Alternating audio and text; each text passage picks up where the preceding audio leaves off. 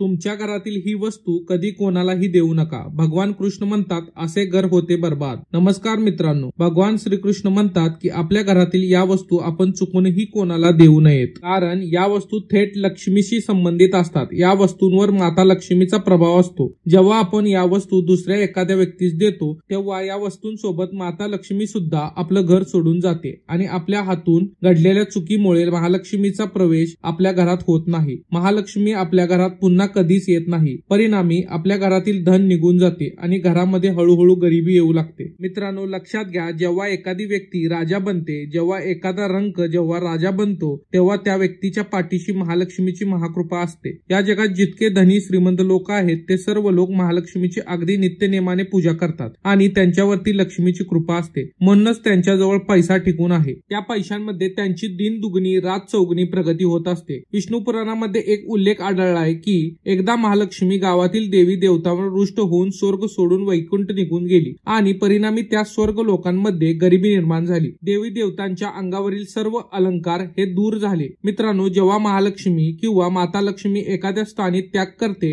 एखाद्या ठिकाणी सोडून जाते, तेव्हा त्या ठिकाणी अलक्ष्मीचा म्हणजे दारिद्र्याचा वास निर्माण होतो आणि म्हणूनच आपण आपल्या घरातील महालक्ष्मीशी संबंधित या वस्तू कोणालाही देऊ नयेत. मित्रांनो, जी पहिली वस्तू आहे ती पोळपाट आणि लाटणे होय. अनेकांना या गोष्टींबद्दल माहित नसतं. अनेक घरामध्ये अशी प्रथा दिसून येते की एकमेकांना पोळपाट लाटणं दिलं जातं. तर मित्रांनो, पोळपाट लाटणं कुणालाही देऊ नका. ही एक अशी जोडी आहे की जी आपण चुकूनही आपल्या घरातील ही गोष्ट दुसऱ्या कोणालाही देऊ नये, कारण या वस्तूंचा थेट संबंध माता लक्ष्मीशी आहे. या वस्तूची देवाणघेवाण केल्याने माता लक्ष्मी आपल्यावरती रुष्ट होऊ शकते. मित्रांनो, आपल्या घरात जे अन्न शिजतं, ती जी रोटी भाकरी किंवा चपाती आपण खातो, ती तयार करण्याचं काम हे पोळपाट लाटणं करत असते. जेव्हा आपण आपल्या घरातील ही वस्तू देऊन टाकतो तेव्हा आपण अन्नपूर्णा देखील घराबाहेर पाठवतो. दुसरी जी वस्तू आहे ती म्हणजे तवा. हो, शेवटी आपण चपात्या भाकरी ज्यावर शेकतो तो हा तवा सुद्धा माता लक्ष्मीचा थेट संबंधित समजला जातो. या संबंधी वास्तुशास्त्रात अनेक नियम सांगितले आहेत आणि जर आपण ज्योतिषशास्त्र विचार केला तर ज्योतिषशास्त्र असं सांगतं की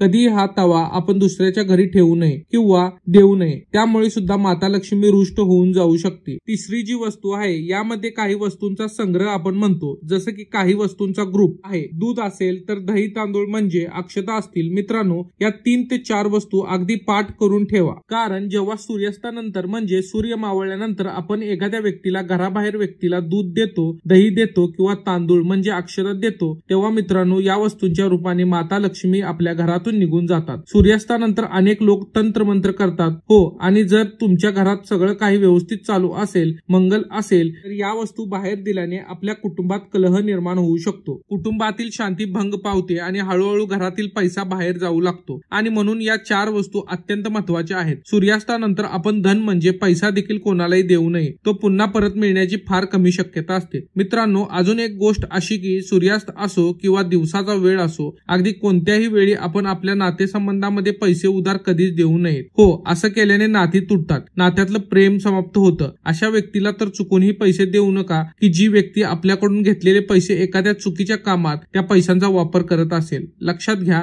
तुमची लक्ष्मी जर तुमच्या कामामध्ये उपयोगी येऊ लागली तर त्याचं पाप हे केवळ त्या व्यक्ती नसेल तर ते तुमच्या सुद्धा माती येऊ शकतं. मित्रांनो, पुढची वस्तू आहे ती म्हणजे आपण आपल्या घरातील दुसऱ्याला देऊ नये, ती म्हणजे झाडू. लक्ष्मीचं रूप मानण्यात आले आहे. झाडू म्हणजे प्रत्यक्ष माता लक्ष्मी आहे आणि म्हणून आपण चुकूनही आपल्या घरातील झाडू कोणालाही देऊ नये. अगदी 10 सेकंदासाठी सुद्धा आपल्या घरातील झाडू हा दुसऱ्याला हाती देऊ नये, पण कटाक्षाने टाळावे. मित्रांनो, शेवटची वस्तू म्हणजे विवाहित स्त्रियांनी आपलं 16 शृंगार घराबाहेर कोणत्याही व्यक्तीला देऊ नये. विशेष करून पायातील पैंजण असतील, हातातील बांगड्या असतील आणि सर्वात महत्वाची गोष्ट म्हणजे सगळ्यात परिधान केलेले मंगळसूत्र असेल. 16 शृंगारच्या साहित्यावर माता लक्ष्मीचा प्रत्यक्ष हात असतो. माता लक्ष्मी या साहित्यावर वास करत असते आणि म्हणून विवाहित स्त्रियांनी आपले 16 शृंगाराचे साहित्य कोणालाही कोणत्याही परिस्थितीत बाहेरच्या व्यक्तीला देऊ नये. व्हिडिओ आवडल्यास लाईक व शेअर करा व असेच नवनवीन व्हिडिओ पाहण्यासाठी आमच्या या पेजला नक्की फॉलो करा. धन्यवाद.